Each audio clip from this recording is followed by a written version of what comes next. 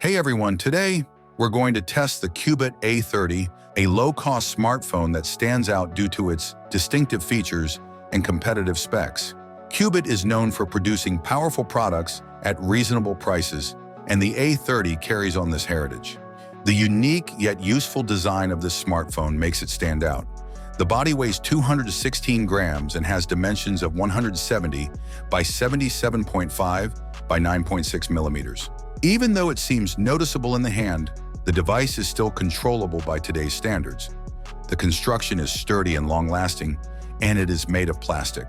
The extra screen on the back panel is a crucial component that provides more than simply visual appeal. Without turning on the primary screen, this little secondary display provides important information such as the time, notifications, and weather. Better selfies can be taken by using it as the primary camera's viewfinder.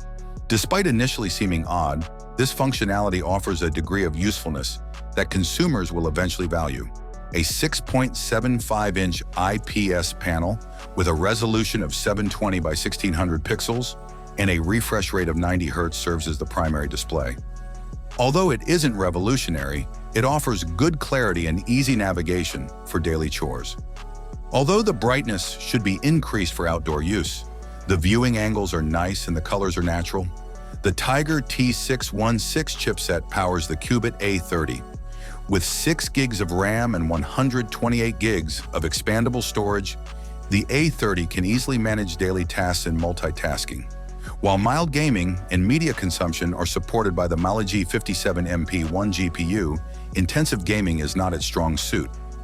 Dual-band Wi-Fi, Bluetooth 5.0, and GPS are examples of connectivity. Nonetheless, for some who depend on contactless payments, the lack of NFC may be a deal breaker. With a 5,100 mAh capacity that guarantees a full day of active use, battery performance is a strong point.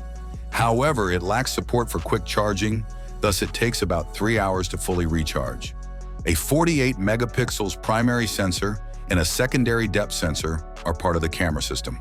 Performance in low light is less impressive, with poor detail and audible noise. During the day, the 16 megapixels front camera functions well, but it has trouble in low light. To sum up, the Cubot A30 is an appealing choice for anyone looking for a low-cost smartphone with unique features. Its extended battery life, sturdy construction, and secondary screen make it the perfect tool for users who are focused on important tasks and special features. Its creative design and reasonable price make up for its lack of NFC and a fingerprint scanner.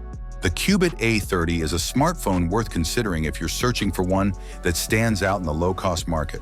Thanks for watching. I hope you enjoyed this video. Let me know what you think of this phone in the comments below. Have a nice day and God bless you.